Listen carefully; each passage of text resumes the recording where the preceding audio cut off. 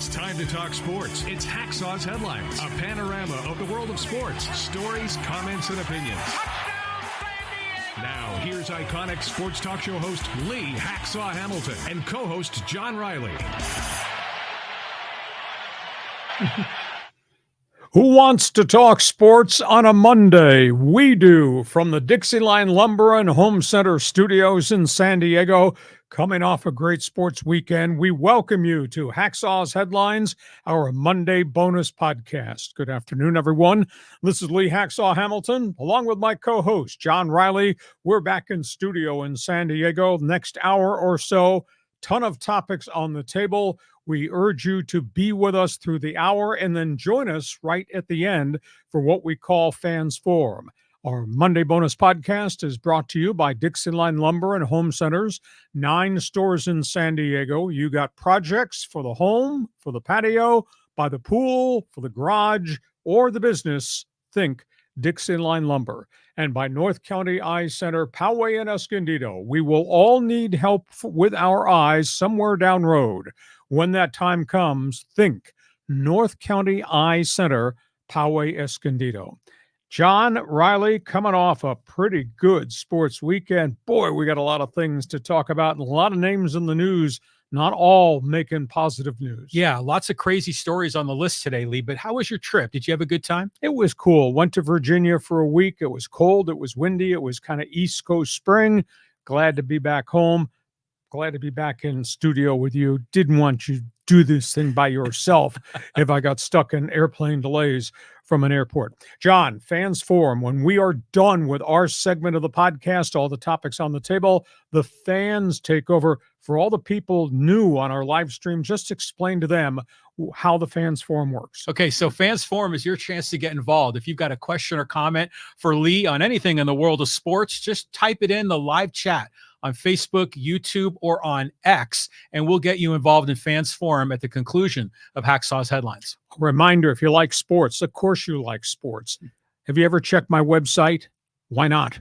I write on it every day. It is loaded with a ton of information. You're just a baseball fan, check the baseball section of Hacksaw's Headlines. You like everything NFL? Take a look at that page. NBA, NHL, here, there, and everywhere I write about it. And when you go to the homepage, when you punch it up, there's a big orange box in the upper right-hand side. Fill in your name and information so you can join Hacksaw's Insiders Group. Then you get on our email list for a wide variety of things that we're adding to our podcast. John, awful lot to cover. You pick topic one. Okay, I know we had a great series over the weekend, but let's talk a little bit about the latest with Ohtani and now Julio Urias too. Yeah, let's talk about the Dodgers situation. Ohtani has been cleared. Federal investigators give him his reputation back. He was a victim of the unbelievable bank fraud.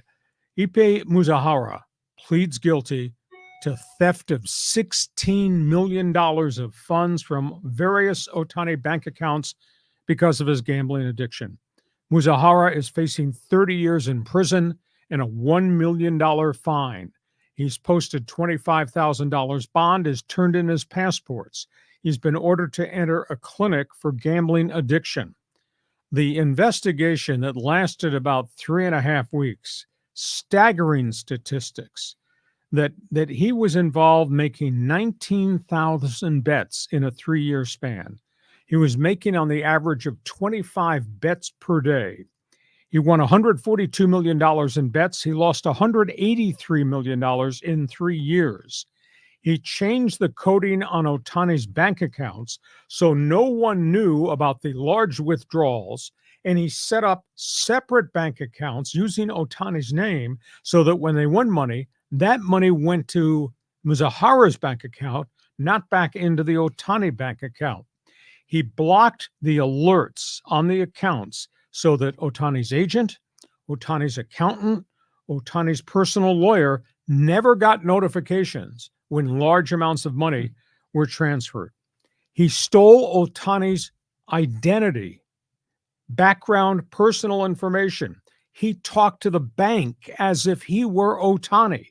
The weird thing, he spoke English to the bank officials in Southern California. Ohtani does not speak English. Nobody came aware of that. And then, of course, he had the personal bank accounts in which he picked up all the money. 37-page federal indictment, gambled from 2021 to 2024. The investigators found thousands of text messages and emails between Muzahara and Ohtani. Not once I was told it was like 13,000 transactions, communications. Not once was there ever mention of gambling on sports, either Muzahara to Ohtani, Ohtani to Muzahara. Not once up until the bitter end was there any mention about gambling addiction or massive financial losses. Wow. There was mention about, quote, business investments. So what they've dug up in a 3-week window since the story exploded in Seoul, South Korea is absolutely amazing. And now I guess we can also get the understanding and answer to the question. Ohtani never gave him the codes, never gave him the data. This guy figured out and stole the access to it. Ohtani and his people had no idea. $500,000 withdrawals 9 different times because they were not getting the bank alerts. All the bank alerts have been redirected towards Muzahara. Absolutely amazing story. But think about that. 30 years in prison, $1 million fine likely. Yeah, likely. So we're going to see how this breaks. But the fans, a lot of fans are convinced that Ohtani is in on this, that Mizahara and Ohtani, they hang out in their hotel room and they make bets when they're on the road. And there's even been some people on social media that said that Mizahara and Ohtani were hanging out and laughing after the news broke. So apparently their friendship isn't disrupted by all of this theft. I mean, it seems like there's so much more going on here, Lee. I don't know. I mean, the FBI and the IRS who conducted this investigation said victim, cleared his name. And Ohtani has met with every one of the facets conducting an investigation and answered all the questions. They have a Japanese interpreter for MLB who then communicates to the Japanese interpreter for the Dodgers, who has now been assigned to work with Ohtani. I use the words rush to judgment. The whole bloody world dove in on this story 3 weeks ago. Yeah, they did. Everybody, you didn't rush to judgment, did you? Yeah, you did. Yeah. Hey, the FBI has cleared him. MLB is continuing its investigation. It doesn't seem to bother Ohtani. He's just hitting the crap out of the balls, having an unbelievable superstar start to the season. I want to just one quick note, though. Ohtani does speak English. We saw him speak English last night talking about his cleats. Did you see that? No. You know, and granted, he's not perfectly fluent. He wouldn't be doing this podcast. Well, no, he wouldn't, but he could still speak some English. It's not like, he's, the Tommy Pinball Wizard guy. Okay, so if you have an opinion on this Ohtani situation, what the FBI and the prosecutors have uncovered, jump on board. Fans Forum, get in line early and join us. That's one piece of the controversial equation with Dodger baseball. The other one involves their former pitching ace, Julio Urias. He has now been hit in the LA Police Department, 5 misdemeanor charges, domestic abuse and assault. This is the aftermath of an incident that happened in the middle of last season when he was removed from the roster, shoving of his wife against a fence, pulling her hair in an argument. It was all videotaped by a passerby who realized this is the Dodger pitcher that's involved in this incident. He's facing 6 months to 1 year in prison if he's convicted of any of these misdemeanors. Baseball is going to hand him a second suspension. He'll be the first MLB player since they invoked the new domestic abuse policy to be penalized twice. So the fact that she was not hurt, but she was roughed up, does not look good for him. Urias could probably get a 40-game suspension because the rule book is if you violate something, the second time it's doubled, the third time it's tripled.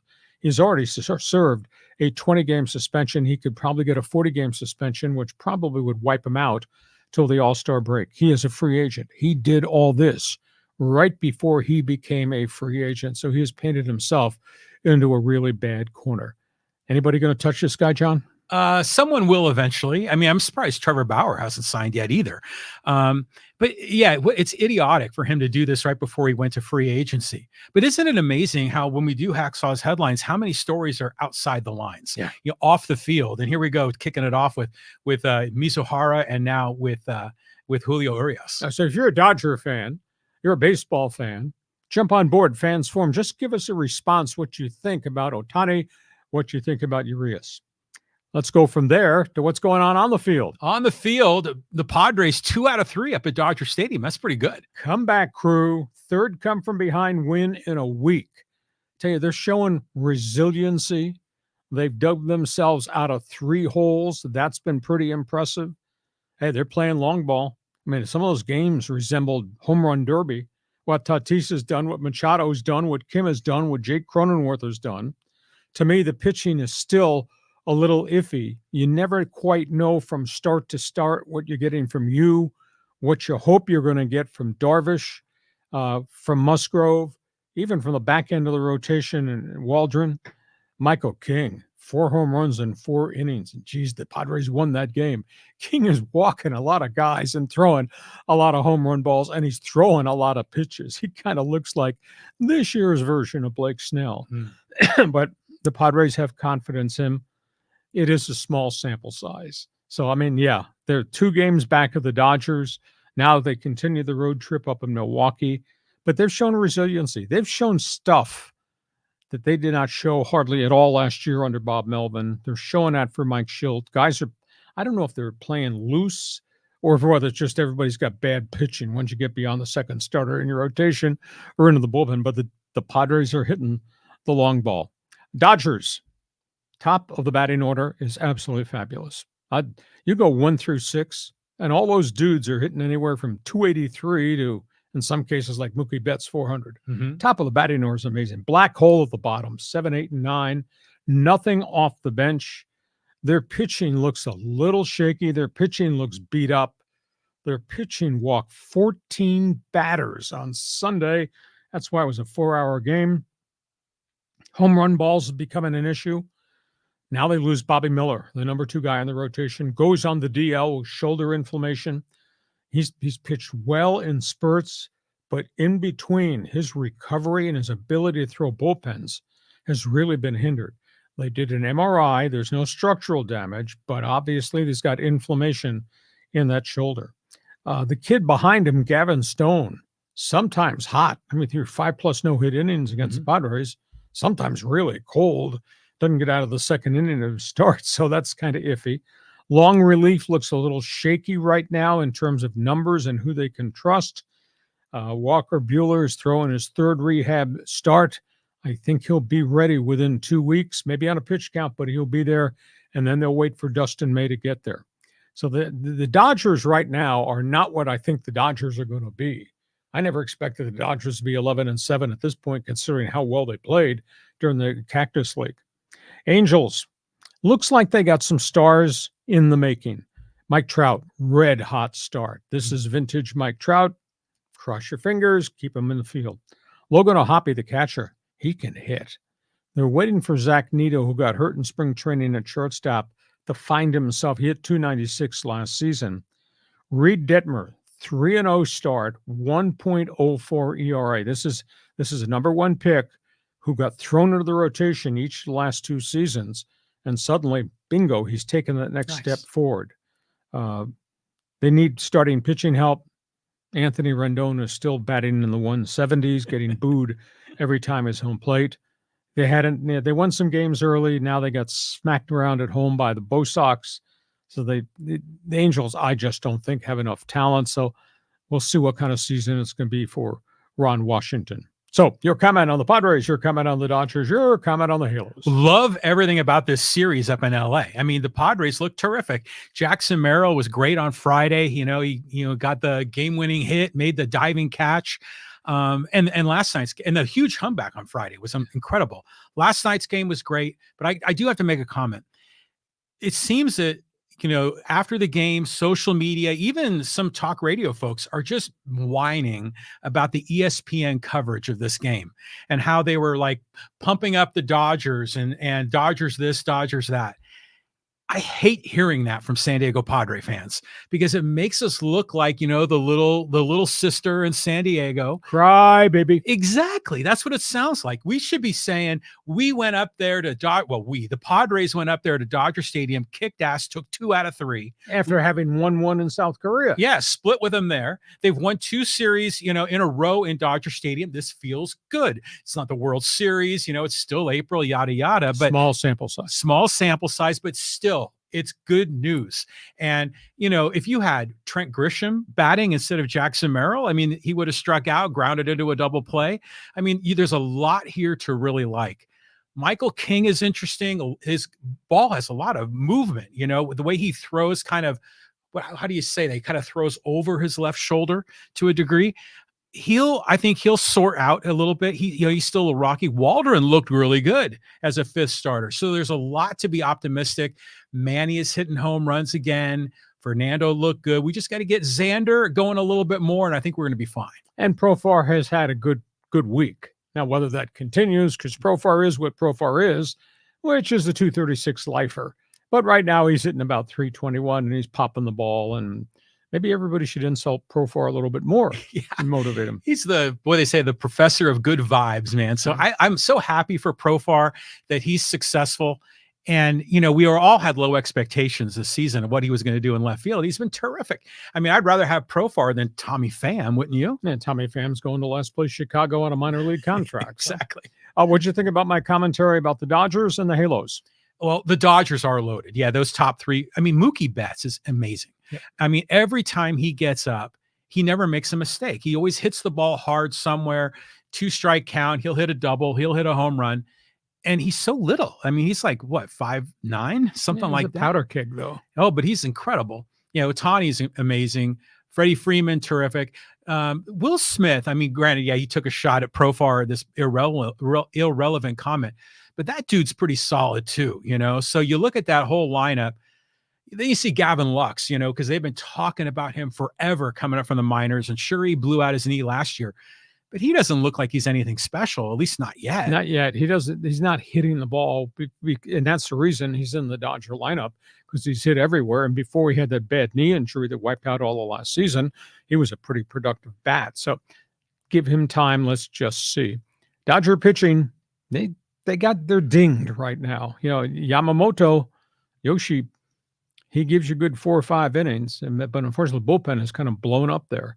So I think the Dodgers, their best baseball is still ahead of them. But I am a little surprised they're sitting there at 11-7. Yeah. Well, they just lost 2 out of 3. So it's still early. But I'm just really liking the whole energy around the Padres. Sure. I think it'll look great. But going back to the Dodgers too, Max Muncy, dude, that guy always kills the Padres. Yeah. And he had another home run yesterday. But what about Chris Taylor? That guy has always been very productive. He's like fallen off a cliff this year. Batting average last I checked on Sunday was .033. How's that possible from a veteran? That makes no sense to me. It's unbelievable. And then last night, the Dodgers walked 14 guys. Yeah. That's not sustainable. No. Dave Roberts must have been pulling what little hair he had left, pulling it out. And they had to go to the bullpen early, and the bullpen looks fatigued, and some of those guys got health issues, and their pitching, it's going to get better, but it's not where it could be right now. You know who looked good was Daniel Hudson, and he had been coming back from injuries. He's had 2 knee surgeries. But he looked really sharp. I think he struck out the side on Saturday night in his 1 inning of performance. So, yeah, Dodger fans have got to be feeling good. But, as far as the Angels go, it's just hard to jump on board with those guys with all the mess with Artie Moreno and everything else. But love seeing, Reed Detmers having some success. So that's something that you can hang a hat on. But you can't pitch him every day of the week. And he's grown into it. I give him a lot of credit there. Okay, we go from baseball. And again, you want to join us on Fans Forum? You got a question, comment, agree with us, or think we're full of garbage? Let us know your thoughts. I do like Padre resilience. They've shown a lot more of that type of emotion than we saw early. Let's go from there. Let's talk NFL football off the field. Okay, here we go with OJ. And oh my God, there were so many comments on your comments about OJ. Nice headline you got there. That's what this whole storyline is all about. Legendary career in the NFL, unbelievable career in television, and then a tragic ending and a lost life and career. He had everything and he lost everything. You know, I thought about this over the weekend while I was on a jet plane coming home. The trial of the century, to me, was the fraud of the century. That was the most amazing outcome of that long extended situation. It was almost as if hero worship got the jury's vote. Because the more I read and background and refreshed my memory, there was DNA everywhere. His DNA at Nicole Brown's apartment, the blood and the hair and all that at OJ's place. And yet he was innocent. Hung jury. There was blood, there was clothing, there was fibers in both homes. We had the white Bronco. We had the suicide note. We had the dirty cop who influenced the outcome, talking about this Mark Furman story. Oh, that guy. You know, then he was acquitted. Then he was sued. And then he lost that lawsuit, and he owed the Nicole Brown family an enormous amount of money. And then he was arrested again. And he was involved in armed robbery, sports memorabilia, 9 years in prison on this armed robbery charge.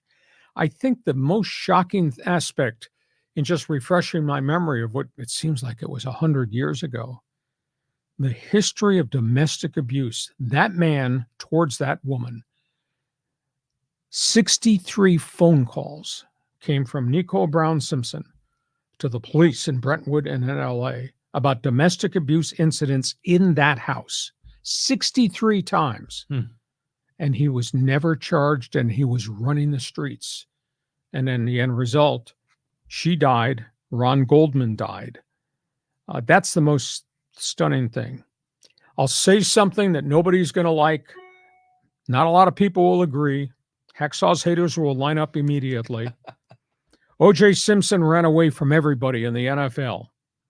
I'm sorry, OJ Simpson cannot run away from the hell that he's going to live in now in wherever he is right now. What a awful, awful story. And I interviewed him a couple of times. At the end result, I think it's just unbelievably awful person. And there's a lot of people in sports that feel, I think, the same way I do.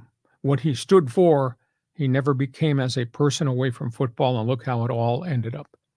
Agree or disagree with me, John? You have the floor. Well, I agree with much of what you said. I think there was a lot of blame to go around in that trial. I mean, the way the police managed the evidence was just, a total cluster. Did he commit the murder? Probably he did, or so many signals that he did. But you ever wonder if, and granted, this is not an excuse, just a question. Do you think there was CTE going on involved here that caused him to be so violent, at home with his wife, that led to this? Some people have said it was roid rage. I mean, so it makes you wonder if some of these problems with the football played a role in what happened with OJ. I think there's potential there, but he was a druggie. At the end of his career, he was a druggie. He was a problem person when he was at USC. He may have been John McKay's legendary star running back, but there was a lot of junk off the field that they hid that he could have been charged with. He had been married prior, and that didn't work out. And then this situation. And I have no doubt that he was heavily involved in all types of substance abuse post-NFL career, despite being a star on TV and despite being a marketing guy, a whiz for all the advertisers that want to be linked to him. And then he became toxic, and then he became untouchable. And then his life just obviously went off the deep end. So, yeah, I think there's just a lot of things. I think history now writes great running back, not so great person. Yeah, I mean, a fabulous running back, but a terrible person. But isn't it amazing how he was such a good guy in the media on Monday Night Football, everything he did. I mean, he was in The Towering Inferno, my first PG movie that I saw. He was a superstar. He was in the limelight, Hollywood. He had it all. He had it all, but he had this dark side, so it's like a Jekyll and Hyde bipolar thing. And again, just really, really crazy. I mean, so I think for so many of us, we kind of put the whole OJ thing to bed. Now he passed away. It kind of resurfaced again. You called his passing a tragic event. A lot of people on social media said tragic. It wasn't tragic that OJ died. He was a tragedy as a person. Well, clearly. The people that he impacted. Yes. Okay, fans forum, chat box is open. You got an opinion on this OJ Simpson story. Feel free to jump on board because we're going to try to sample as many as we can going forward. A couple of other NFL notes, John. We're a week and a half away from the National Football League draft. Yeah, the draft is coming, and there's more wheeling and dealing going on, Lee. Yeah, rumors everywhere. Let's just try to walk through the latest. I'll give you another idea or two of things that have just developed. Chargers are taking trade offers to trade out of number 5. Of course, Jim Harbaugh says if there are 4 quarterbacks gone early, we then eventually have the number 1 pick of any really quality player we want because we don't need a quarterback. Not sure what's fact or fiction about the trade down, but I do believe the general manager, Joe Ortiz, the ex-Baltimore Raven guy who's worked this draft board a lot, Ortiz is going to make the decision. Arizona's playing the Price is Right. They need help lots of places. They want multiple draft picks. They're willing to trade out of number 4. The Giants are trying to trade from number 6. They're trying to trade up so that they could be a dealer maybe for the Arizona pick. At number 4, the question is what kind of resources do the Giants have to give away if they're going to try to go from 6 maybe up to 4. Minnesota's shopping 11 and 23 and something else. They're trying to get inside the top 4. They're going to take one of the quarterbacks. Interesting storyline in the Raider Nation.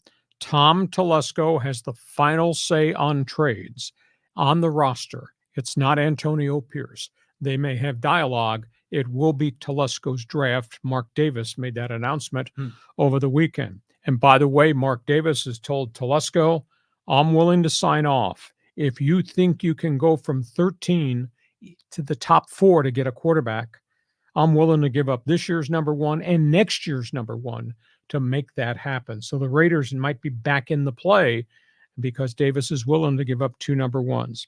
Here's the most unique story that's just developed. New York Jets are at 10.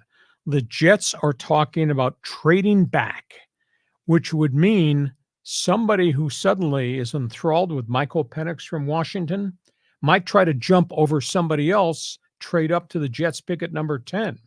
So keep an eye on this. Will it be the Broncos?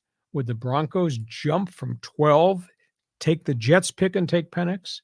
Would the Raiders at 13, if they can't go high, do something creative? And Telesco, he jumps in and gets that draft pick away from the New York Jets at 10 to take Michael Penix.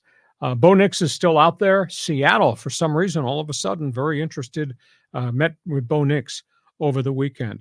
So that's where we are. We're waiting to see who fires the first shot in terms of a trade, because I think we're going to get 4 quarterbacks taken right at the top. And I think Chicago's staying where they are. Obviously, Washington's trying to figure out which guy, but they're going to take a quarterback at 2. New England evidently is going to take one of those quarterbacks at 3. And then the crazy stuff could happen with Arizona, with the Chargers, with the Giants who want to jump over people. And then what happens with all of a sudden these teams in the back thinking, hey, let me get to number 10. Maybe I get the shot at Michael Penix. It's going to be fascinating the day of the draft, the evening of the draft as this thing starts. You know, it's interesting that Mark Davis weighed in and said, I'm willing to trade our first round pick to this year and next year to move up.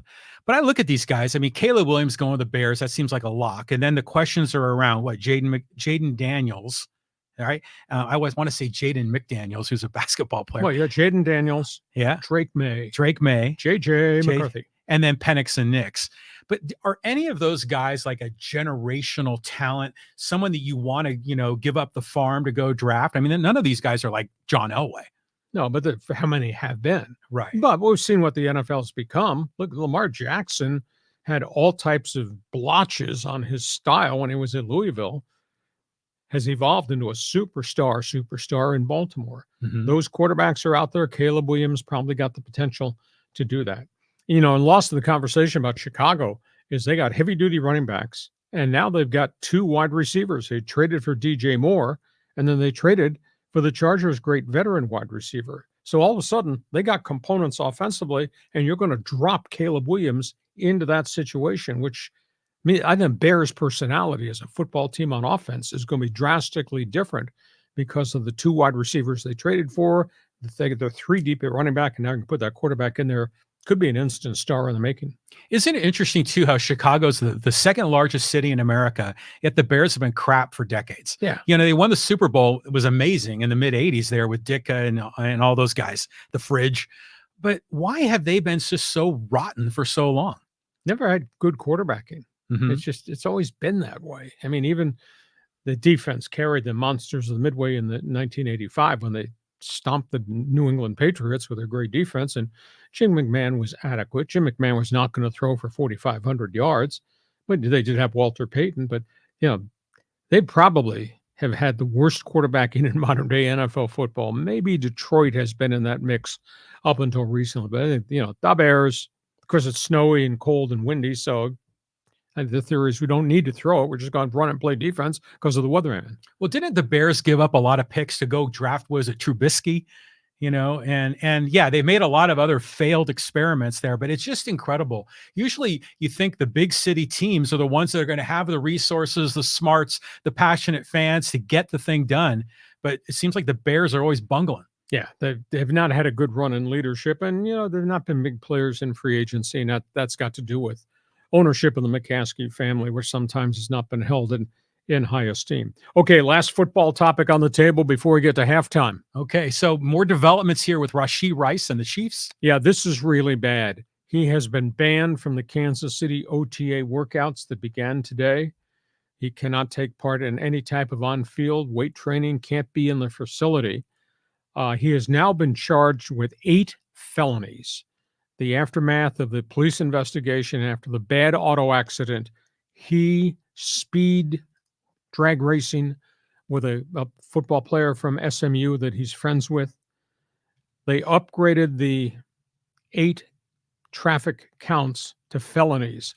Rice was doing 119 miles an hour at the time of the crash. The SMU wide receiver was clocked at 116 miles an hour. He could be facing anywhere from 3 to 10 years in prison because he left the scene of an accident of injured people. That's a felony. He is going to be suspended from the NFL. It could be a year once the legalities are put in place. So he's in big trouble, and this is a huge blow to Andy Reid because he fast-forwarded development last year. He caught 73 passes the second half of the season. He was a monster. And just the stupidity of the person is shocking. To be doing 119 miles an hour, drag racing a friend from SMU who's doing 116 and crashing into 4 different cars, injuring people, and then leaving the wrecks and walking away.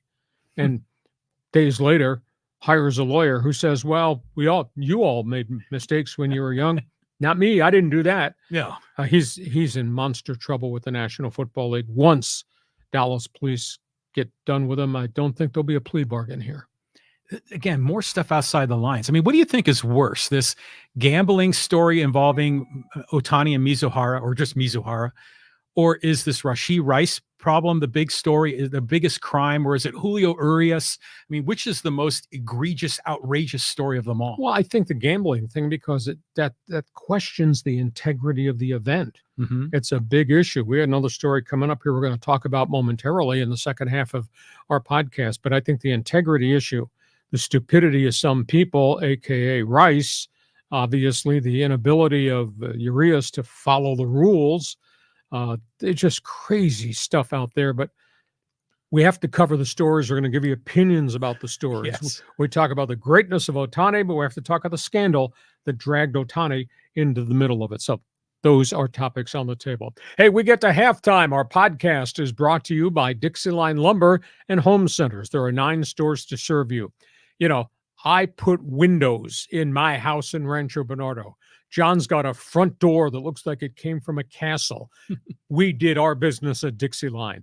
If you're renovating, if you're rebuilding, you got projects, bookcases, bathrooms, kitchen cabinets, etc., stuff outside, patio, and the pool, John, where did you go? It's where I went. Yeah, so DIXIELINE, and they have a great paint department there. If you've got to paint your kid's room or, kind of update your kitchen, just go in there, show them some samples. They'll take care of you. They got all the accessories too. Consultants, that's what you need. Then the materials, they've got them all. These guys, DIXIELINE Lumber.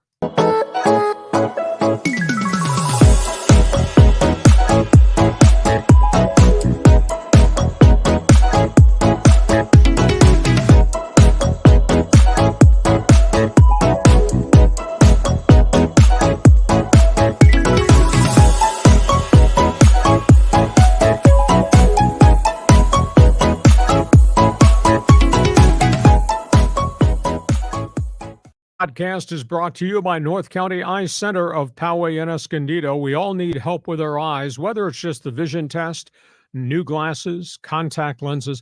But if you got more serious things like pink eye, if you're concerned about glaucoma, if you're worried about cataracts, you need to deal with the professionals at North County Eye Center, Poway and Escondido.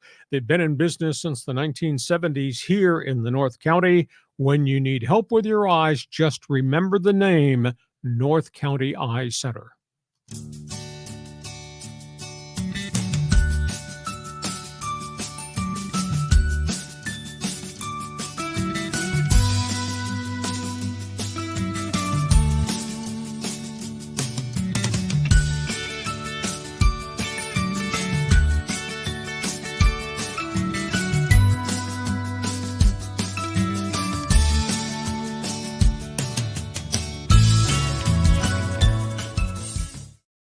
We go to the second half of our Monday bonus podcast. A reminder, when we are done with topics on the table, you're going to take over the show. He created this. It's his fault, his responsibility. John Riley, Fans Forum, explain it to all of our followers. Well, hey, for all of you that are jumping on board already, terrific. The Winnipeg folks have just blown in. They got all kinds of comments. So if you have a question about the world of sports, you got a comment about OJ Simpson or Rashee Rice or Shohei Ohtani, just type it in the live chat on Facebook, YouTube, or on X, and we'll get you involved in Fans Forum. And a reminder, I write sports every day. Have you checked my website? Why have you not checked my website? I want you to subscribe to my website. It's right there, LeeHacksawHamilton.com. Also, when you punch it up right there on the homepage, there's a big orange box. Fill out the information. Join Hacksaw's Insiders Group. Then you will get on our email list. It's absolutely free. And like everything else, we want you to share. Tell everybody what we're doing Mondays and Thursdays in the podcast, what we're doing with the website. Want you to subscribe. You'll get all the alerts every time we add something to our YouTube channel, even if it's at 3 o'clock in the morning, because some guys don't go to bed. You'll get the alerts of what we're doing. So we thank you for being part of it. Hope you'll help us expand. Give us thumbs up. Hey, give us a 5-star rating, because we think what we're doing here is pretty bleeping brilliant. Let's go to the second half, John. We got some different college stories to talk about. Yeah, so the Aztecs, they're doing spring football right now. How are they looking on the field? Okay, there's 2 storylines at San Diego State. Let's start with Aztec football. This is their final week of spring football. They'll play their spring game. This all-new Aztec Fast, Aztec Air offense will be on public display on Saturday on the 20th in the afternoon at Snapdragon Stadium. It's going to be interesting to see if this town responds to that guy, Sean Lewis. I'm really disappointed. I don't tell people how to spend their money, but you haven't given this guy a chance. Do you know in year 1, going to Snapdragon Stadium, they sold a record 15,790 season tickets, all-time high. It's absolutely amazing. Year 3, coming to this fall, they've sold 8,100 plus. Yeah. That's like a 50% drop almost. That's terrible. And that comes even though they cut ticket prices by 20%. It's a great football city. Where are the football fans? Where are the displaced Charger fans? Sean Lewis brings with him an unbelievable offensive reputation. Give this guy a chance. And they sold only 8,116 season tickets as of this weekend. Jeez. What's wrong with football fan in San Diego? That's my response. Basketball, recruiting. Aztecs need bigs. Aztecs think they have 2 scholarships, might have a third. They brought in a 6'8" forward from Bowling Green, big guy who can rebound and shoot, Rashawn Ajee. They brought in a 6'3" shooting guard from Florida Atlantic, Nick Boyd, and they're trying to convince the leading scorer at Fresno State, Xavier Dussel, a 6'4" guard, to come in. The problem that I realized, and I realized this last year, with all the great success the Aztecs have had, they're not on the same basketball court playing field in the NIL money with anybody else. They can't go get a big that wants to transfer out of Kansas or some of these other places. They're settling for the best at what they can get to come here with the dollars that they have. And that's why the NIL is impacted San Diego State, despite the unbelievable accomplishments of Brian Dutcher and the phenomenal reputation of coaching players up and getting them ready to go to the NBA. So I'm kind of disappointed for San Diego State as to where they're sitting right now in terms of recruitment. So, John, you're at the podium. Your comment on season tickets, Aztec football, your comment on hoops. Well, let's talk hoops first. I think, the Aztecs just increased their prices 20% again. Decreased. No, for basketball. Okay. For basketball, They increased the price because I think a portion of that increase is going to go into the NIL bucket, which I think is a good thing, and so we've got to kind of keep building that. It's still shocking to me that San Diego, 6th largest city in America, doesn't have a lot of support. But, really, there are very few big corporations that are here, so that plays a role. I'd love to see the Aztecs sign Bryce Pope out of UC San Diego. That kid can hit long-distance shots. He'd be like a Caitlin Clark almost for the guys. As far as football goes, I think I'm interested in Sean Lewis. I'm intrigued. I like the optimism, but I'm kind of wait and see, because last year the Aztecs were just so horrible at times, so difficult to watch. Now let's see what this coach does. But if they create a winner, I guarantee the fans will show up just like they do at Viejas Arena. All you need to do is Google Sean Lewis, Kent State football video. You'll be stunned at what they do offensively. That's why I think Saturday's scrimmage will just be a sneak preview of how fast they play and the route trees they run and the quarterbacks. That'll be wide open competition when summer camp opens. But give this guy a chance, because I know what he did at Kent State. And Kent State was so far off the radar, like another solar system, how bad the program had slipped. And he flipped that sucker in 2 years. That's what got him the Colorado offensive coordinator's job. And so now he's brought that playbook it's a brand new roster. I think he's got 7 or 8 new starters on offense because so many guys transferred, and obviously a massive rebuild job defensively. You're such a Mac guy. I like it. Yeah. So, hey, you're an Aztec fan. Why does our community not support San Diego State football? 8,100 season tickets after having sold well over 15,000 the first year the stadium opened. We go from football in college. Let's talk NBA hoops. Playoffs are starting right now, and it's going to be good. The play-in games are going on, Lee. So what do you think the Lakers and Clippers are going to be like this year? NBA play-in games begin tomorrow. Cool. The Lakers went into New Orleans in a game that they both needed and absolutely collapsed the Pelicans. Pelicans look like dogs. That's terrible. Zion Williamson making all that money just played garbage. Lakers are rolling. They've won 10 of their last 13. Got to stay healthy. Anthony Davis back flared on him a little bit at the end of the Sunday win. LeBron is playing out of his mind. He had 13 assists in the first half to go with 13 points. He was phenomenal.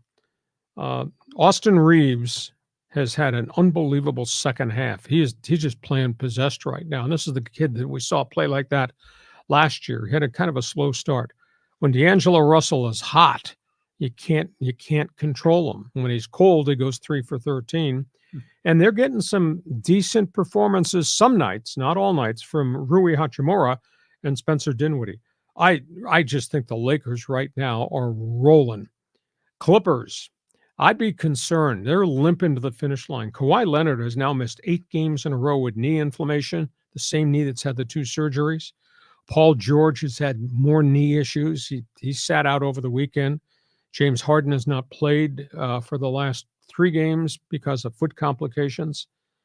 And as good as they are when they're totally healthy, they got to play Luka Doncic, Kyrie Irving, and the 50-win Dallas Mavericks in the first round. That's going to be a fun series to watch because I don't think anybody's going to play any defense in that series, but that series is so hard. And for the Lakers, they got to play in New Orleans again tomorrow night. The question is, are the Pelicans going to show up or they get the doors blown off and run into the parking lot again? But the Lakers, they're going to have to play on the road. That's the problem. There's no home court advantage for the Lakers now because of where they finished 8th. Mm-hmm. So it's going to be a challenge. And I think from a Laker perspective, can those two superstars play best of 7 series? Because there's hardly any nights off. And those guys have to play to the limit every game for the Lakers to be good. So, John, do not shoot an air ball on this. Who do you believe in? Lakers? How much trouble the Clippers in? Well, I mean, who do I believe in versus who I'm rooting for are very different. I think you're right. I think the Lakers are looking terrific now. But isn't this like the second year in a row they've kind of snuck into the back end of the playoffs? But last year they got to the Western Finals with Denver. They did. So it makes me wonder, do they just sort of take the regular season in stride? They just say, just get into the playoffs. Doesn't matter what our seed is, and then we'll turn it on in April and May. Do you think that's what they're thinking? I don't think you can afford to do that. I don't think you can flip the switch back on. No, they got to the Western Finals last year because LeBron and AD just carried them. Oh, yeah. But can LeBron and AD do that in a best-of-5 series where you hardly get any nights off, or best-of-7 where you're playing every other night and there's no stopping? So it's going to be a challenge. The Western playoffs are just going to be crazy. Now, Milwaukee's got problems. Giannis has got this calf issue. They don't know that he is going to be ready. But, geez, you look at some of the other teams in the West, and if Golden State hits 26 threes in a game like they did last week while I was gone, yeah. But that doesn't happen very often. Well, how about the Thunder in Oklahoma City? I mean, they're having a hell of a year, and they're so darn young. So, yeah, there's a lot of great storylines here. I am rooting for the Clippers. I worked for the Clippers when they played in San Diego, back when I was a college student. So I've always kind of had a soft spot in my heart for the team. I would love for them to have a successful playoff run. But like you said, if Kawhi isn't playing, I mean, they don't have a chance. Yeah. And tell you what, Golden State, Sacramento, that's that other play-in series. They start this week too. That's going to be fun because they went 7 games last year or the year before. Yeah, they do. One other NBA note. This is really bad. Again, we have to talk about off the court. There could be a lifetime suspension coming to a Toronto Raptor. Jonte Porter is the brother of Michael Porter, Denver Nuggets superstar. He is being investigated for a high amount of betting on him as a player through DraftKings and these other websites based on minutes played. And there are insinuations that when he was playing, he faked an injury and faked an illness. So he would come out of the game in under 4 minutes. And a large amount of money was bet on these games for Jonte Porter, rookie coming off the bench, playing less than 4 minutes. All of a sudden, these red flags went up. Yeah. Why is all this money getting poured in for a backup rookie player as to playing time? The NBA just asked the Colorado Gaming Commission to look at all the betting sites, betting is legal up there, and see if there are other events in which there were big amounts of money placed on Toronto Raptor games wrapped around Porter's playing time. There's a theory that he orchestrated all this, and if he did, he will be expelled from basketball for his life. It's a really, really ugly story. Wow, I didn't know about this. This is new. Well, the NBA should take swift action, but it is funny, like who bets on the minutes played of any player, much less a backup rookie guy, like 12th man on the bench kind of thing. But yeah, they got to crack down hard on this, but it does make you wonder, how much influence can one player have in swinging a point spread? In this case, minutes played, they have a little more control over that because they can fake it. But yeah, NBA players, man, this is a huge problem, especially after the scandal with that ref about Tim Donahue. What was that, like 20 years ago, wasn't it? And this also spins back to, I know you're going to stand up and start screaming, oh, the NBA's taking all that money from FanDuel and DraftKings. Look what the hell we got going on now. Well, yeah. Because that's where all these bets were being placed. Yes, I think betting on sports is good, generally speaking. It makes the sports more interesting. People have more vested interest. but you don't want the players involved in it at all, period, exclamation point. And so the NBA definitely has to police it, and hopefully they take swift action. I mean, for the commissioner to come out and make the comment, the player being investigated could be expelled for life. Yeah. If he's implemented. He made the comment before the investigation was done. Yeah. Good for him. That's what he should say. Pretty serious. Let's go from that. Hockey Hotline is open. This is an amazing story. Yeah, the Hockey Hotline. I think we're talking here a little bit about the Coyotes. Are they making a move, Lee? Arizona is moving, and this came out from behind the curtain. They have struggled since the early 2000s, dating all the way back to when Wayne Gretzky was part owner of the Arizona Coyotes, and his co-owner went into bankruptcy. They have struggled with ownership, money, quality of team on the ice, and arena situations. They had hoped that they were going to be able to make a bid on a 110-acre parcel of land on Scottsdale, right on the 101 freeway. And then the mayor of Scottsdale says, we don't want you here. And that eventually, within 24 hours, led to the demise of the franchise. The owners in Salt Lake City, the guy that owns the Utah Jazz, Ryan Smith, very successful entrepreneur, has been meeting behind the curtain with the NHL and worked out a deal with Gary Bettman. Bettman, at this point, has given up on the Phoenix market because they just can't get an arena built, and they need an arena. And the union's been raising holy hell about the conditions the players have to live and exist in, playing in a small college arena. And the product hasn't been very good either. So what they've indicated is the NHL is buying the Coyotes from Alex Marullo, the owner, for $1 billion. They will sell it to Ryan Smith in Salt Lake City for $1.3 billion. As part of the deal, there will be renovations to the Delta Center to make it more hockey friendly. They have given Marullo the $1 billion for the sale. He will have a 5-year window to build an arena, and they have guaranteed him if they get it done, he will get an expansion franchise. And you would ask, why would Gary Bettman do this? Well, it's a marketplace at $3.5 million. Mm-hmm. Huge. It's a marketplace in which a lot of transplants, many from Western Canada. What do they bring with them? Everything they own and their interest in hockey. Yeah. So that's the reason they're not vacating the market. I feel terrible. I have friends in Quebec City. Quebec used to have the Nordique, which was a great franchise. They had economic issues. The arena was too small. They have a new arena. Quebec City doesn't get any love from the NHL, and I don't understand it because it's Canada. And in Canada, it's all things hockey. And they would sell out every bloody game, and the rivalry with the Montreal Canadiens and the Toronto Maple Leafs would be reestablished. Why the NHL refuses to look at the Quebec City market just absolutely drives me crazy. But that's where we are. Coyotes will be in Salt Lake City. It'll be good for the players. They will be welcomed. You know, it is a unique market. They do have the Utah Jazz. They do have the Utah Utes going into the Big 12, but they think it'll be a pretty good hockey regional franchise. But I feel really badly for the people of Quebec City. John, your turn. Take a slap shot. It's a slap shot. Well, first of all, I think this is a good move because they had to get out of Phoenix with that stadium or the arena and the mess. Salt Lake's a nice place to be. I mean, that metropolitan area isn't as big as Phoenix, but it's not too far behind it. San Diego would have been a nice place to be if we had an arena. Well, that's coming, you know, and apparently Kroenke is saying he wants to bring the NHL to San Diego. But how many people live in Quebec City? I mean, is it 500,000 maybe? Yeah, but it's a region. It's a huge population region, whether you think it's French separatist, which I think it is, but it doesn't matter. They are hockey fans. I mean, the biggest religion in the province of Quebec is Catholicism. Yes. Right behind hockey. Right. Yeah, exactly. I hear you there.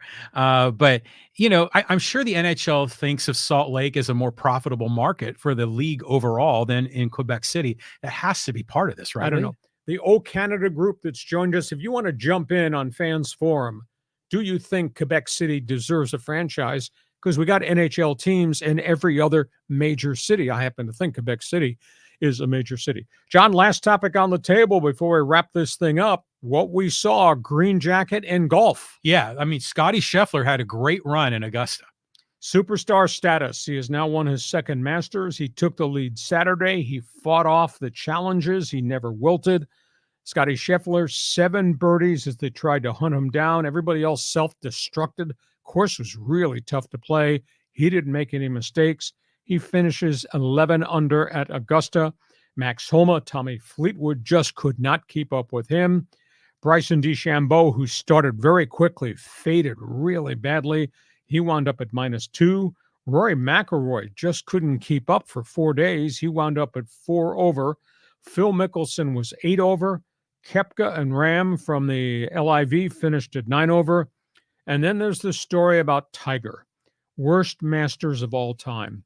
Tiger Woods finished at 16 over. He finished 27 strokes behind Scottie Scheffler. Saturday, he was limping up and down the hills. 8 bogeys, 2 double bogeys. Sunday, 3 bogeys and a triple bogey into the water that ended the weekend. I'm going to say some things here that probably will offend a few people. This is so sad to see. The greatness is gone. He's been done in by his injuries and obviously his age. He was done in prior to that by his lifestyle decisions, the broken marriages, the mistresses, the lawsuits, the drugs, the alcohol, the unexplained car accidents, the lives and cover-ups. Why not retire? Why not step away from the PGA Tour where you can't compete and go to the Champions Tour? The Champions Tour is 54 holes. The Champions Tour are a lot of guys, just like Tiger Woods, looking at the sunset of their career, but are still very popular figures. Champions Tour courses are different laid out and a lot easier to play. Why not go to TV if you don't want to go on the Champions Tour? I know his competitive fires burn, but you know what?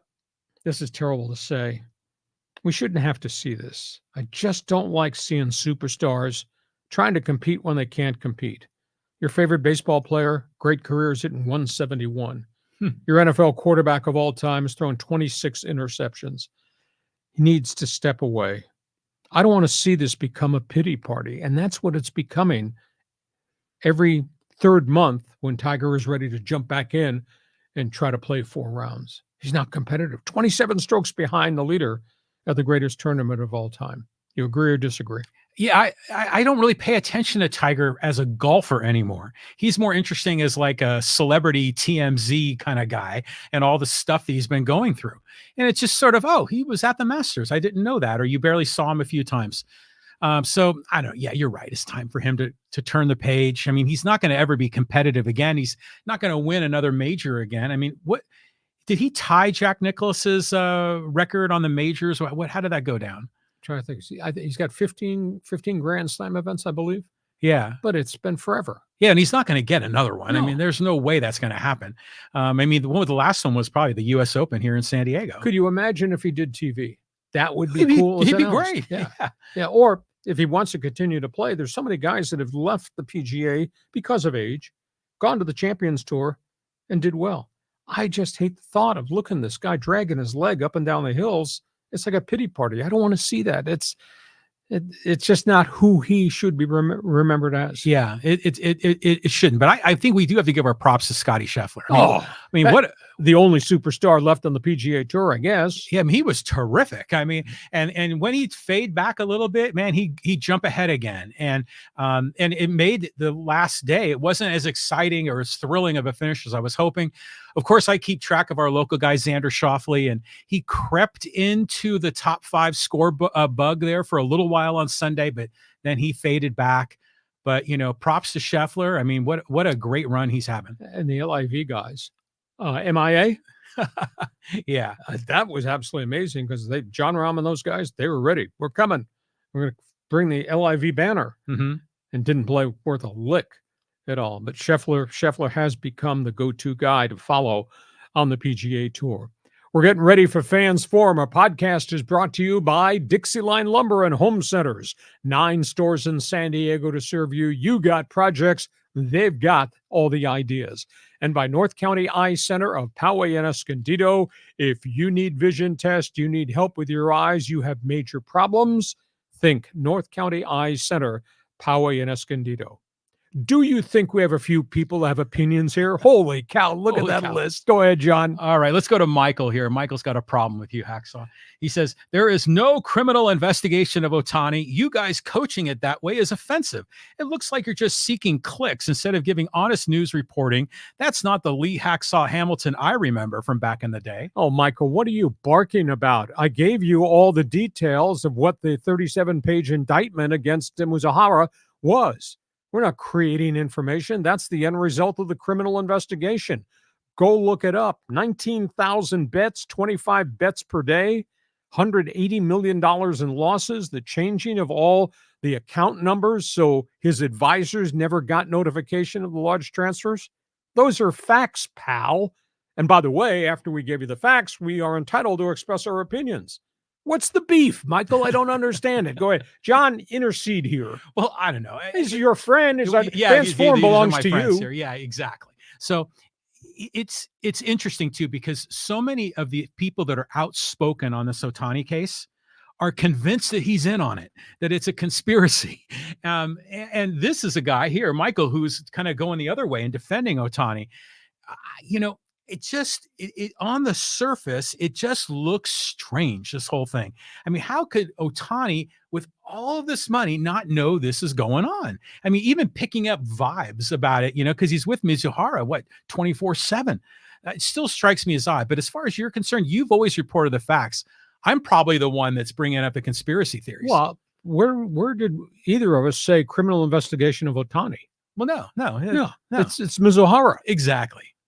Michael, I'm sorry. You just got picked off first base, but I hope you'll continue to watch us on our podcast. Next question. Okay, let's go to Gary. He says, Ohtani knew. Big money is spoken. Darvish can strike him out.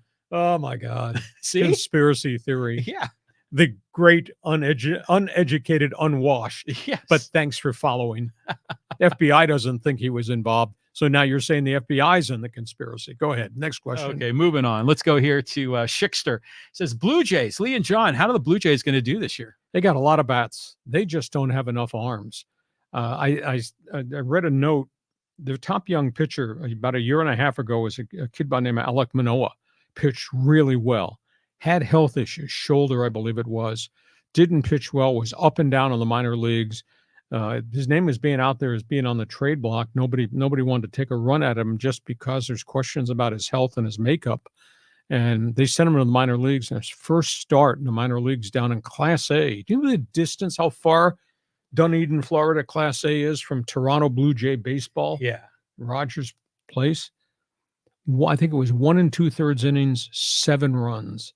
And this is a guy that was projected to maybe be the next great pitcher in Blue Jay history. So I just don't think they have enough arms. I do love their lineup, from Guerrero to Bichette to Biggio to George Springer. I mean, they got bats in a lot of different places, but I just don't think they have enough pitching.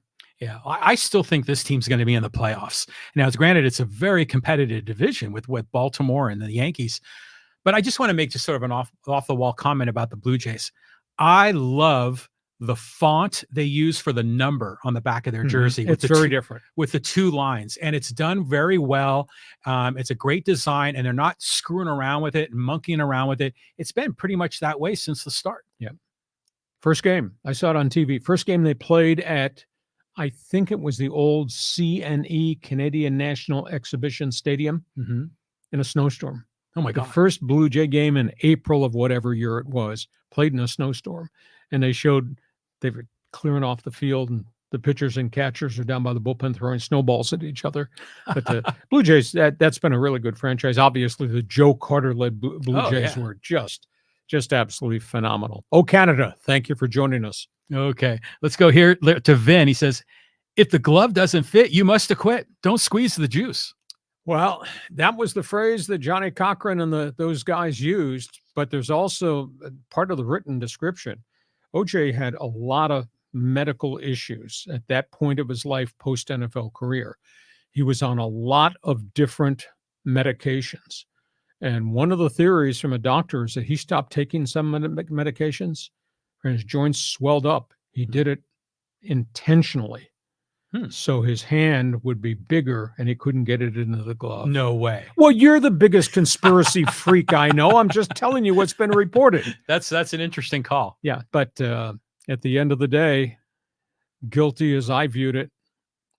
And the thing that really upsets me, and I didn't know this revelation till over the weekend when I went back and did checks, 63 police calls to the Brentwood and LA police about domestic violence in that house, him and Nicole.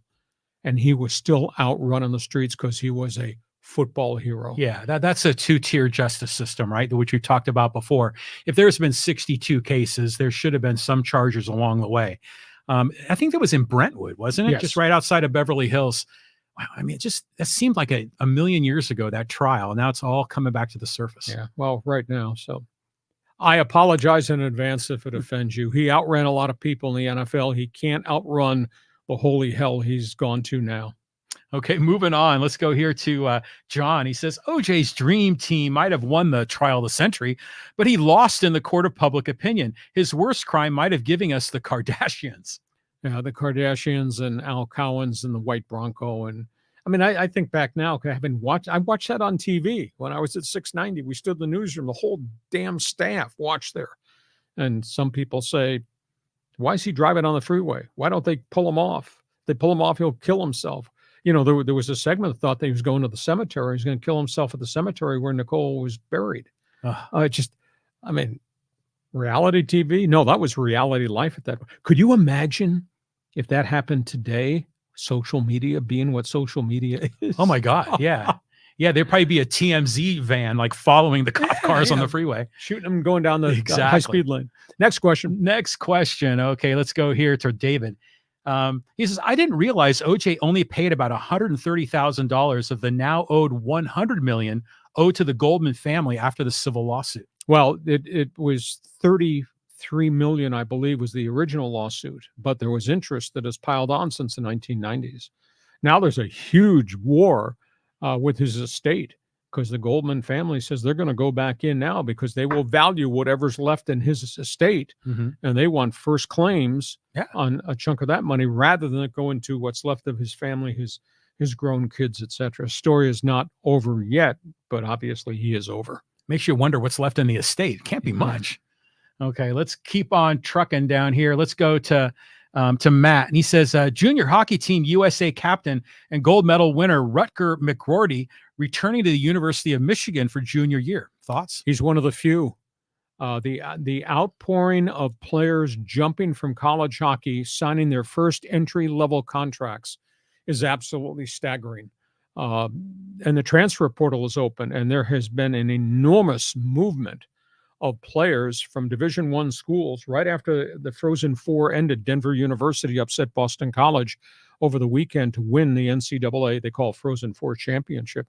I bet, because I have access to that, I bet there have been 30 Division I transfers of players who've left places like Minnesota Duluth or left Hockey East schools and are just relocating, and NIL money is probably part of that equation.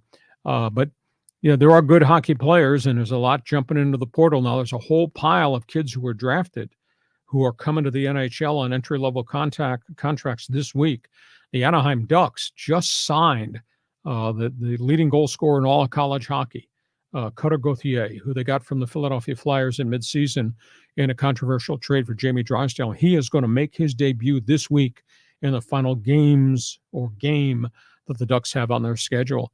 Virtually every team in the league is signing all their draft picks out of college hockey. But then there'll be a whole pile of kids that get drafted out of high school that we dive it into college hockey at least for one season. The movement is just phenomenal. I think the Ducks have now signed 5 draft picks who had stayed in college hockey, took them all and signed them in the last 10 days to 2 weeks.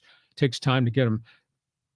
Cutter Gauthier, 38 goals at Boston College, all-time leading scorer, the leading scorer college hockey this season.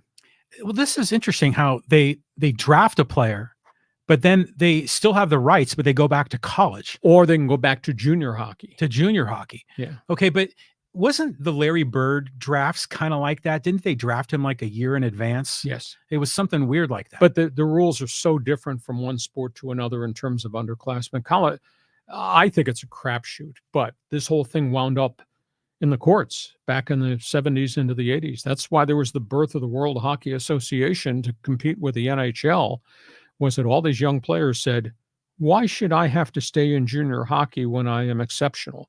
Why can't I, as an 18-year-old, sign a professional contract and start my career? And they went to court, and the court ruled, NHL, you need to change your draft rules. The World Hockey Association came on board, and they signed all the underclassmen, all the 18 and 19-year-olds. And they wound up in the WHA, and the WHA rated the NHL for veteran goaltenders. We had two 18-year-old first-round draft picks from the NHL when I was in Cleveland as the voice of the Crusaders, who were big, young defensemen, and they played and they got better, and then they all wound up in the NHL when the two leagues merged with what was left in the WHA. But it's a crapshoot. I mean, you're drafting somebody with an idea outside of the top pick in the draft, top couple picks in the draft. Those guys could be 3 years away. They could be in college hockey. They could go back to junior.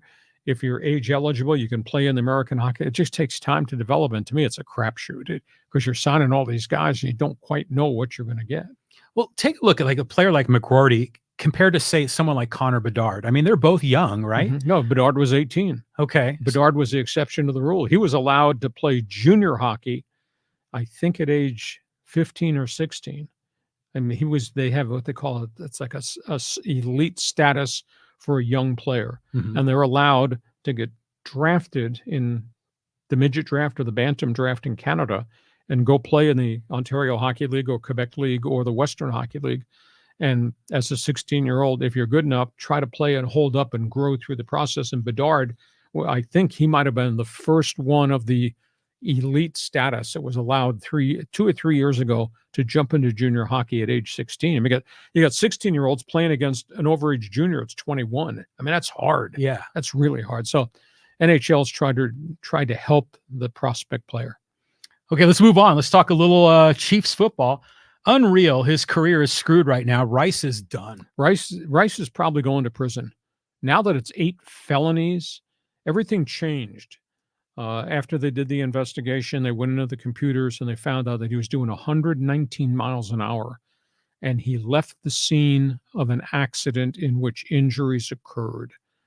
That's a felony. So suddenly all 8 events became felonies. I mean, it's really a bad situation. And how stupid can you be? He was renting this Lamborghini SUV at what, $1,700 a day? The guy spent $10,000 and then wrecked it. How stupid is he? Maybe a great football player, past tense. He's going to get suspended by the league for sure, and it'll be interesting to see how much jail time he gets because I don't think you can plea bargain out of felonies. Well, I mean, who rents a Lamborghini to drive the speed limit? That's why he rented it. Which, by the way, I'm surprised he was able to get away with it because if you're under 25, I don't think you can rent cars or, But yeah, what a disgrace. Bad choice. I mean, he's lucky no one was killed in this whole thing. Exactly. We move on. Okay, so let's go here to Matt. And he says, does Edmonton Sports Talk ever raid your show? Where's your Jets hoodie? I've got a Jets hoodie. I have to go find it. It's in the closet. I've got I got a lot of stuff with NHL crests and logos on it. Yeah, you're correct. I will support my guys in Winnipeg because they're obviously supporting us. I even have, it was given to me as a gift. I have a New York Ranger jersey when Lady Liberty, the Statue of Liberty, was the logo. Oh, nice. It was one really special year. So you go find your California Golden Seals jersey. We'll do a hockey show. Just as an aside, how did the New York Rangers get the Rangers, mascot? I mean, I get it for the Texas Rangers, but why New York? That's a great question. You got a computer. Yeah, I got to look it up. Smart guy. Okay. I don't. The Rangers don't have a logo. They have a crest. Just says Rangers. Right. Exactly. They don't have a mascot. Right. It's just a different thing. That's a good question. The makeup of where that nickname came from. Yeah, I'm always fascinated by nicknames, especially I like it when nicknames have a connection to the city, it makes it a lot better. So anyways, let's move on. Yeah, Google guy. You just come up with an answer by next week. I'll come up with an answer. Okay. Angel says, hey, one thing favored the Clips is that game 1 is at the Crypt. I see the Clippers take this series in 7. I don't know. Dallas is playing unbelievable. The big guy has just, Luka Doncic just finished all-time, the leading scorer in the league, 33 points per game. Kyrie Williams, as weird as a person as he's been during his other stops in the NBA, when healthy, has played really, really well. They're collectively, that's a pretty dangerous offensive team. And if you got a Clipper team limping in here, I mean, the fact that Kawhi has not practiced and has missed 8 straight games leads me to believe that the issues with the knee inflammation in the knee that had 2 surgeries, that's pretty serious stuff. So how long can he hold up? That's going to be huge. I don't think either one of these teams is going to play defense. I think you're going to be looking at 130 to 126 games, which is cool. That I think it'll be a wild playoff series, but they're all on the clock, John. I mean, if they don't get to the Western Finals this year, and the Western Conference is a bitch, they don't get to Western Conference Finals with all these older players, some of whom could be free agents. They ever going to get there? Yeah, well, I'm rooting for Steve Ballmer, man. Isn't he a great guy? Oh, he really is. He's a good owner. He's got all that energy, building the new arena. There's a lot of reasons to like the Clippers. And I mean, I just saw like on the internet, someone was doing a trivia thing, like name the NBA franchises that have never been to the NBA Finals. And every one of them was a relatively new team. And the Clippers, right? And the Clippers. So it's like the Grizzlies and the Hornets and then the Clippers. You're like, oh, this got to be San Diego Clippers via the Buffalo Braves. Buffalo Braves, yeah. When they first came to San Diego. That was a pretty good basketball team. That was. And pretty bad owner. Was that McAdoo? Was Bob McAdoo on that team? Randy Smith was a great guard. World Be Free, Lloyd Free at that time was there. Then they became the San Diego Clippers. And just off the top of my head, Tommy Chambers, Michael Brooks, Bill Walton for 15 minutes before he broke down. They really had great looking uniforms. They had the flags as the logo on the side of the jerseys. They were really cool looking, but wasn't much of a team. And the badass owner, Donald Sterling. Oh my God. Okay, a couple more here before you go into social media. Okay, let's go here to Sam Crow. He says, there's not enough TV money in Quebec, in my opinion. It's a smaller market, I concur, but it would be a regional market. And you could charge pretty impressive ticket price numbers. And then you get into NHL revenue sharing because the TV contract is really different. And you got a big arena. I mean, if you're playing in a 17,000, 18,000 arena, which was different from the old Colisée where I broadcast from when I was in the WHO, which was, I think might have been 10,000. I'm just surprised that Quebec in hockey, Quebec City, and Montreal in baseball has not been given another chance. So Montreal does not have a new baseball stadium that have to go into Olympic Stadium. And there are a lot of people working behind the scenes that think that they could build a new stadium in Montreal if they got a commitment from baseball. But I think it's an injustice, Quebec City, because it's hockey. And that the Nordique were just a phenomenal franchise in WHA before the economics kind of changed and they had an old small arena. Wow. So the Nordique, did they go bankrupt? Did they move? They moved to Colorado. They became the Colorado Avalanche. Patrick Waugh and all those guys. And then Joe Sakic became general manager, and the rest is history, and the Stanley Cups have won. But that was the original Quebec Nordique franchise. Well, it's interesting when you look at that corridor along the St. Lawrence River. Sure. I mean, Toronto is just an incredibly huge city. Montreal's decent size, but Quebec is still a lot smaller. So is Ottawa, the Ottawa Senators. Yeah, and yet they've had some pretty good seasons, and they're very well supported, and they're building a new arena in Ottawa. It can be done, and it's their sport. That's why it's in Vancouver with maybe the best team in the West. That's why it's in Calgary. That's why Winnipeg, although they've had a franchise leave after the WHA-NHL merger, they became the Coyotes. That's why Winnipeg got a franchise when Atlanta went belly up. And then you go east from Edmonton to Calgary to Winnipeg, and you go east and you got Maple Leafs, Canadiens. That's history. Original 6, Ottawa, the expansion franchise, and obviously what they had with Quebec City. Wow, a lot of history there. Let's keep moving. Let's go to Douglas. He says they have the America West Arena where the Suns play, plus the Gila River Arena where they used to play. That should be acceptable. Well, you would think they renovated the Gila River one, but the problem was past ownership left a huge amount of debt. And the Gila River people threw them out of the arena. There's all these arenas down in downtown Phoenix, even the old Memorial Coliseum where the Suns originally played, but it's got to be with skyboxes. It's got to be up to date. They just haven't been able to get anything built. And I don't know if Alex Marullo, who seems to have the right intent, he's been given a 5-year window once they sell the Coyotes to go to Salt Lake City, whether or not he can get that thing built. Man, there's a lot of hockey fans joining that's us. good. It's good to talk a little hockey, right? Expand it. I know everything about everything. I'm sorry. Yeah. I mean, we love the Padres too, but we don't talk about Padres 24/7. Hey, you want to go to social media? Do it. Let's take a look over here. Okay, let's take a peek and we'll go down the list. Hey, let's talk a little, this is a good one. Hacksaw, you are a legend. Miss your voice on the radio, but still enjoy this. Well, this is cool. We've really established something neat here. You ought to see the metrics. John does all this research of how many people sample what we're doing. We're over 5,000 subscribers in 15 months here. That's pretty impressive. Yeah, that's just YouTube. That's just YouTube. Now, we do these things called One Man's Opinion that I do on the social media platforms, notably Instagram. Mm-hmm. He knows the specific numbers of a couple things that we've done that are just absolutely phenomenal. I'm trying to think. I did one on Stan Kroenke versus Dean Spanos, the Rams Chargers owners, had like 440,000 views. Oh, it's more than that. It's over 500,000. There's a lot of those videos that you've done that have been just blown up, that have been hundreds and hundreds of thousands of videos. But when you look at what we're doing across all the social media platforms and the podcasting platforms, it's like we got Hacksaw everywhere in every nook and cranny, and it's just building and growing, and people are loving it. He did the research. He put out a piece that listed each of the platforms we're on. We have been viewed by 1.8 million people. That's how many followers we have on all the different platforms. Right. It's absolutely stunning. So it's your fault. You've made us a success. Okay, let's talk Angels baseball.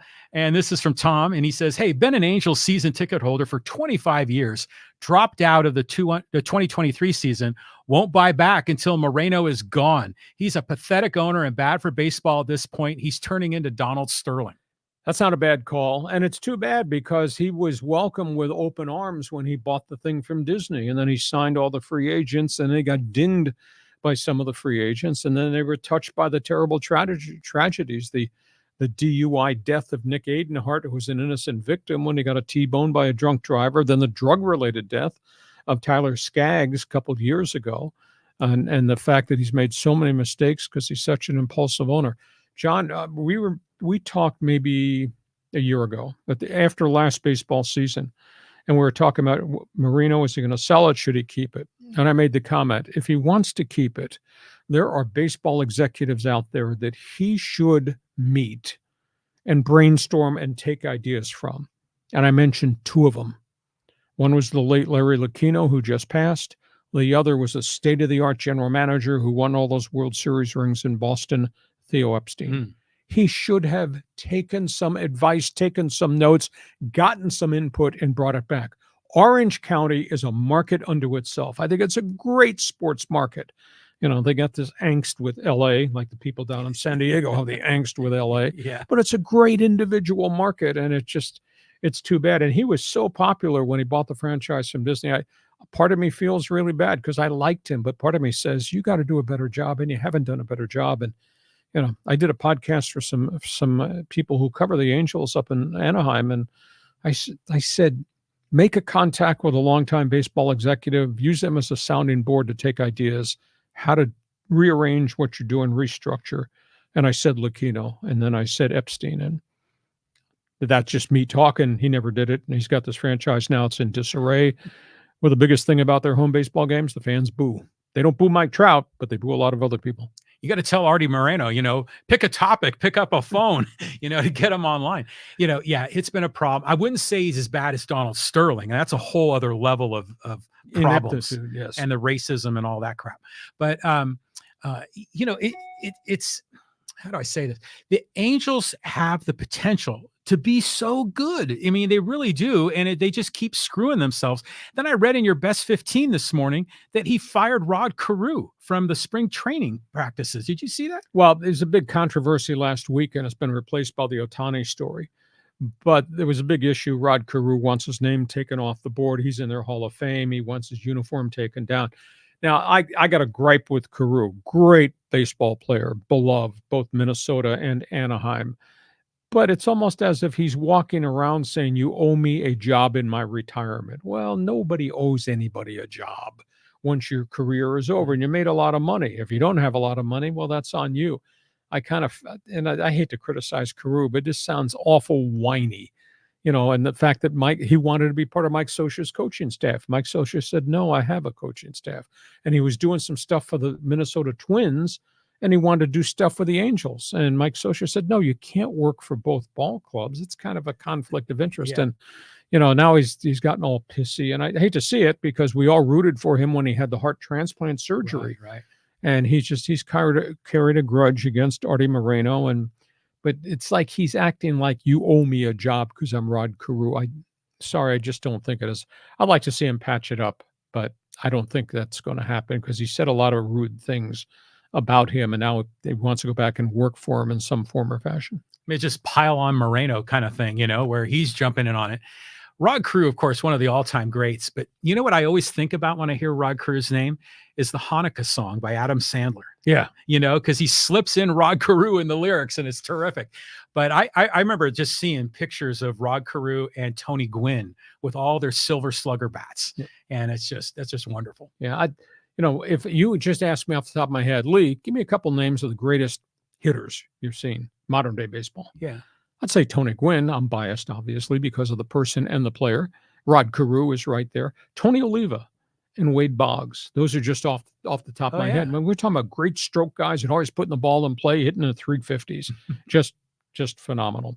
Hey, listen, we hope you have enjoyed our podcast, our Monday bonus podcast, brought to you by DIXIELINE Lumber and Home Centers, 9 stores to serve you in San Diego, and by North County Eye Center of Poway and Escondido. We will be back Thursday, 1 p.m. We drop the green flag. Hope you'll be part of our get-together then. Reminder, check my website. I write on it every day, LeeHacksawHamilton.com, and fill out the orange box so you can be part of Hacksaw's Insiders Group. John, here comes NBA play-in basketball. As quirky as that is, it's must-watch TV because it could be one and done for a marquee team or two beginning Tuesday, Wednesday. Loving the one and dones. And hey, by the way, shout out to Jackie Robinson. Today's his day. Oh, somebody asked me about Jackie Robinson. I said, if there were 3 people that I wish I could sit and have lunch over for 4 hours and just talk about their lives, because I didn't know much about my dad, so he would be one. I'm a huge historian. Franklin Delano Roosevelt would be 2. And because I love the sport, Jackie Robinson would be 3. That'd be a lunch worth sitting and listening in on. Yeah, can I get invited to that one? You got that covered. Hey, listen, thanks for being with us. We'll see you come Thursday. Thank you, as always, for joining us on Hacksaw's Headlines. Join us again for Hacksaw's Headlines on YouTube, Facebook, and Twitter. And find the audio version on your favorite podcast apps. For more content, go to LeeHacksawHamilton.com.